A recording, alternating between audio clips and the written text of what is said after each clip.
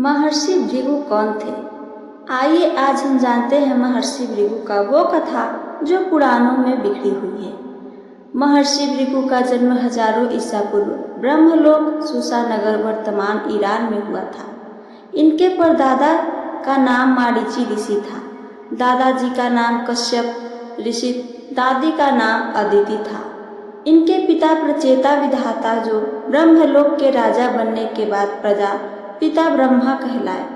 अपने माता पिता अदिति कश्यप के ज्येष्ठ पुत्र थे। महर्षि भृगु जी की माता का नाम वीरनी देवी था। ये अपने माता पिता से सहोदर दो भाई थे। आपके बड़े भाई का नाम अंगिरा ऋषि था, जिनके पुत्र बृहस्पति जी हुए, जो देवगणों के पुरोहित देवगुरु के रूप में जाने जाते हैं। महर्षि भृगु द्वारा रचित ज्योतिष ग्रंथ भृगु संहिता के लोकार्पण एवं गंगा सरयू नदियों के संगम के अवसर पर जीवनदायिनी गंगा नदी के संरक्षण और याज्ञिक परंपरा से महर्षि भृगु ने अपने शिष्य दर्दर के सम्मान में ददरी मेला प्रारंभ किया। महर्षि भृगु की दो पत्नियों का उल्लेख आर्ष ग्रंथ में मिलता है। इनकी पहली पत्नी दैत्यों से के अधिपति हिरण्यकश्यप की पुत्री दिव्या थी, जिनसे इनके दो पुत्रों क्रमशः काव्य, शुक्र और त्वष्टा विश्वकर्मा का जन्म हुआ। सूसा नगर यानी ब्रह्मलोक में पैदा हुए महर्षि भृगु के दोनों पुत्र विलक्षण प्रतिभा के धनी थे। बड़े पुत्र काव्य, शुक्र खगोल, ज्योतिष, यज्ञ, कर्मकांडों के निष्णात विद्वान हुए। मातृकुल में इनको आचार्य की उपाधि मिली। ये जगत में शुक्राचार्य के नाम से विख्यात हुए। दूसरे पुत्र त्वष्टा विश्वकर्मा वास्तु के निपुण शिल्पकार हुए। मातृकुल दैत्य वंश में इनको मय के नाम से जाना गया। अपनी पारंगत शिल्प दक्षता से ये भी जगत ख्यात हुए। महर्षि भृगु की दूसरी पत्नी दानवों के अधिपति पुलोम ऋषि की पुत्री पौलमी थी। इनसे भी दो पुत्र च्यवन और ऋचिक पैदा हुए। बड़े पुत्र च्यवन का विवाह मुनिवर ने गुजरात भड़ौच यानी खंभात की खाड़ी के राजा शर्याती की पुत्री सुकन्या से किया। भार्गव च्यवन और सुकन्या के विवाह के साथ ही भार्गवों का हिमालय के दक्षिण पदार्पण हुआ। च्यवन ऋषि खंभात की खाड़ी के राजा बने और इस क्षेत्र को भृगु क्षेत्र के नाम से जाना जाने लगा। आज भी भड़ौच में नर्मदा के तट पर भृगु मंदिर बना है। महर्षि भृगु ने अपने दूसरे पुत्र ऋचिक का विवाह कन्या कुब्जपति के कौशिक राजा गाधी की पुत्री सत्यवती के साथ 1000 श्याम कर्ण यानी ईरानी घोड़े दहेज में देकर किया। अब भार्गव ऋचिक की हिमालय के दक्षिण गाधीपुरी वर्तमान गाजीपुर जिले के भूभाग में आ गए। महर्षि भृगु के इस विमुक्त क्षेत्र में आने के कई कथानक आर्ष ग्रंथों में मिलते हैं। पौराणिक ऐतिहासिक आख्यानों के अनुसार ब्रह्म प्रचेता पुत्र भृगु द्वारा हिमालय के दक्षिण दैत्य, दानव और मानव जातियों के राजाओं के साथ वैवाहिक संबंध स्थापित कर मेल जोल बढ़ाने से हिमालय के उत्तर की देव, गंधर्व, यक्ष जातियों के नृवंशों में आक्रोश पनप रहा था, जिससे सभी लोग देवों के संरक्षक ब्रह्मा जी के सबसे छोटे भाई विष्णु को दोष दे रहे थे। दूसरे 12 आदित्यों में भार्गवों का प्रभुत्व बढ़ता जा रहा था। इसी बीच महर्षि भृगु के ससुर दैत्यराज हिरण्यकश्यप ने हिमालय के उत्तर के राज्यों पर चढ़ाई कर दिया, जिससे महर्षि भृगु के परिवार में विवाद होने लगा। महर्षि भृगु यह कहकर कि राज्य सीमा का विस्तार करना राजा का धर्म है, अपने ससुर का पक्ष ले रहे थे। इस विवाद में विष्णु जी ने उनकी पहली पत्नी हिरण्यकश्यप की पुत्री दिव्या देवी को मार डाला, जिससे क्रोधित होकर महर्षि भृगु ने श्री विष्णु जी को एक लात मार दिया था।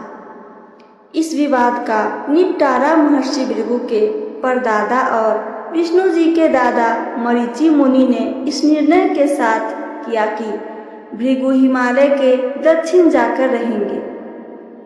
उनके दिव्या देवी से उत्पन्न पुत्रों को सम्मान सहित पालन पोषण की जिम्मेदारी देवगण उठाएंगे। परिवार की प्रतिष्ठा मर्यादा की रक्षा के लिए भृगु जी को यह भी आदेश मिला कि वह श्री हरि विष्णु की आलोचना नहीं करेंगे। इस प्रकार महर्षि भृगु सूसा नगर से अपनी दूसरी पत्नी पौलमी को साथ लेकर अपने छोटे पुत्र ऋचिक के पास गधिपुरी यानी वर्तमान में गाजीपुर में आ गए। महर्षि भृगु के इस क्षेत्र में आने दूसरा आख्यान कुछ धार्मिक ग्रंथों पुराणों में मिलता है। देवी भागवत के चतुर्थ स्कंध विष्णु पुराण, अग्नि पुराण, श्रीमद् भागवत में खंडों में बिखरे वर्णनों के अनुसार महर्षि भृगु प्रचेता ब्रह्म के पुत्र हैं। इनका विवाह दक्ष प्रजापति की पुत्री ख्याति से हुआ था, जिनसे इनके 2 पुत्र काव्य, शुक्र और त्वष्टा तथा एक पुत्री श्री लक्ष्मी का जन्म हुआ। इनकी पुत्री श्री का विवाह श्री हरि विष्णु से हुआ था। दैत्यों के साथ हो रहे देवासुर संग्राम में महर्षि भृगु की पत्नी ख्याति जो योग शक्ति संपन्न तेजस्वी वही महिला थी। दैत्यों की सेना के मृतक सैनिकों को वह अपने योग बल से जीवित कर देती थी, जिससे नाराज होकर श्री हरि विष्णु ने शुक्राचार्य की माता भृगु जी की पत्नी ख्याति का सिर अपने सुदर्शन चक्र से काट दिया था। अपनी पत्नी की हत्या होने की जानकारी होने पर महर्षि भृगु भगवान विष्णु को श्राप देते हैं कि तुम्हें स्त्री के पेट से बार बार जन्म लेना पड़ेगा। उसके बाद महर्षि अपनी पत्नी ख्याति को अपने योग बल से जीवित कर गंगा तट पर आ जाते हैं। तमसा नदी की सृष्टि करते हैं। पद्म पुराण के उपसंहार खंड की कथा के अनुसार मंदराचल पर्वत हो रहे यज्ञ में ऋषि मुनियों में इस बात का विवाद छिड़ गया कि त्रिदेवों यानी ब्रह्मा, विष्णु, शंकर में श्रेष्ठ देव कौन है। देवों की परीक्षा के लिए ऋषि मुनि ने महर्षि भृगु को परीक्षक नियुक्त किया। त्रिदेवों की परीक्षा लेने के क्रम में महर्षि भृगु सबसे पहले भगवान शंकर के कैलाश हिंदू कुश पर्वत श्रृंखला के पश्चिम को सुलेमान जिले अब कुराकुरम कहते हैं पहुँचे। उस समय भगवान शंकर अपनी पत्नी सती के साथ विहार कर रहे थे। नंदी आदि रुद्रगणों ने महर्षि को प्रवेश द्वार पर ही रोक दिया। इनके द्वारा भगवान शंकर से मिलने की हठ करने पर रुद्रगणों ने महर्षि को अपमानित भी कर दिया। कुपित महर्षि भृगु ने भगवान शंकर को तमोगुनी घोषित करते हुए लिंग यानी कृष्ण स्वरूप में पूजित होने का श्राप दिया। यहाँ से महर्षि भृगु ब्रह्मलोक यानी सूसानगर, पर्शिया, ईरान ब्रह्मा जी के पास पहुँचे। ब्रह्मा जी अपने दरबार में विराज रहे थे। सभी देवगण उनके समक्ष बैठे हुए थे। भृगु जी को ब्रह्मा जी ने बैठने तक को नहीं कहा। तब महर्षि भृगु ने ब्रह्मा जी को रजोगुनी घोषित करते हुए अपूज्य, जिसकी पूजा ही नहीं होगी, होने का श्राप दिया।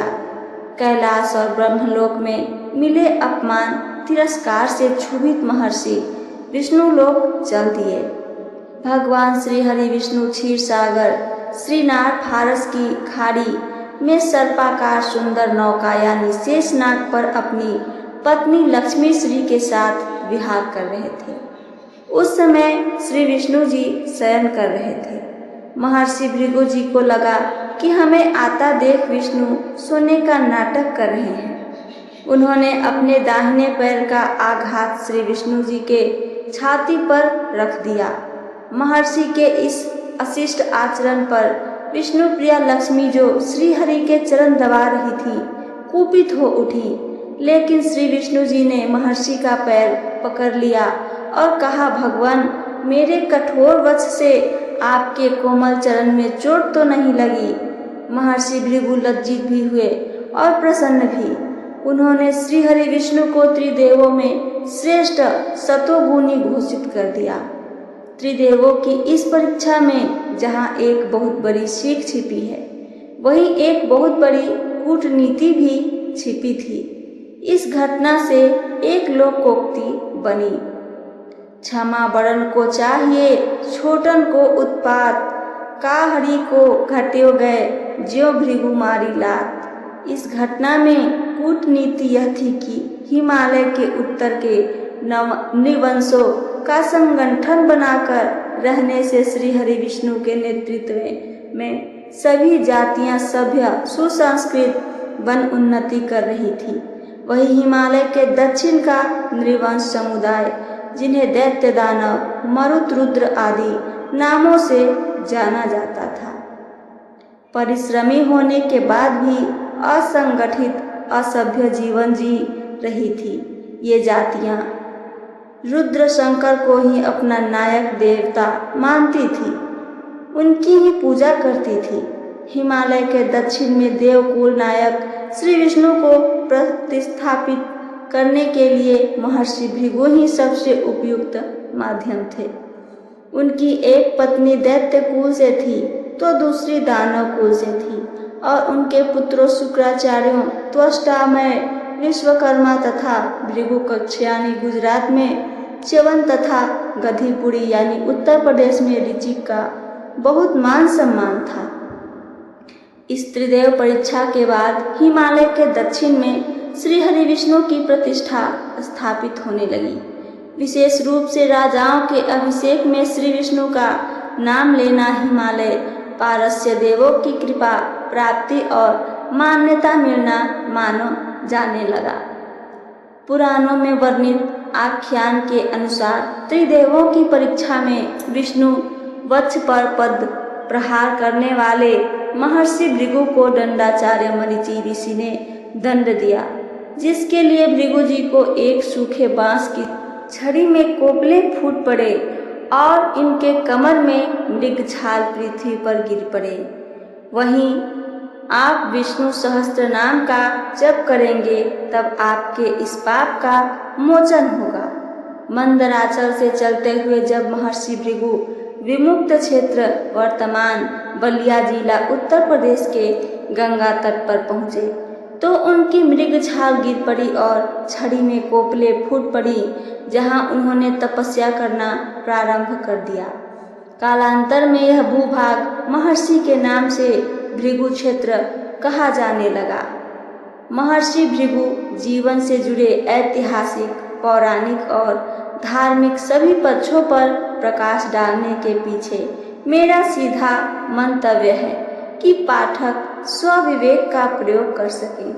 हमारे धार्मिक ग्रंथों में हमारे मनीषियों के वर्णन तो प्रचुर हैं, परंतु उसी प्रचुरता में उसमें कल्पित घटनाओं को भी जोड़ा गया है। उनके जीवन को महिमा मंडित करने के लिए हमारे पटु विद्वान उनकी ऐतिहासिकता से खिलवाड़ किए हैं, जिसके कारण वैश्विक स्तर पर अनेक बार अपमानजनक स्थिति उत्पन्न हो जाती है। महर्षि भृगु ने इस भूभाग पर आने के बाद यहाँ के जंगलों को साफ कराया। यहाँ मात्र पशुओं के आखेट पर जीवन यापन कर रहे जन सामान्य को खेती करना सिखाया। यहाँ गुरुकुल की स्थापना करके लोगों को पढ़ना लिखना सिखाया।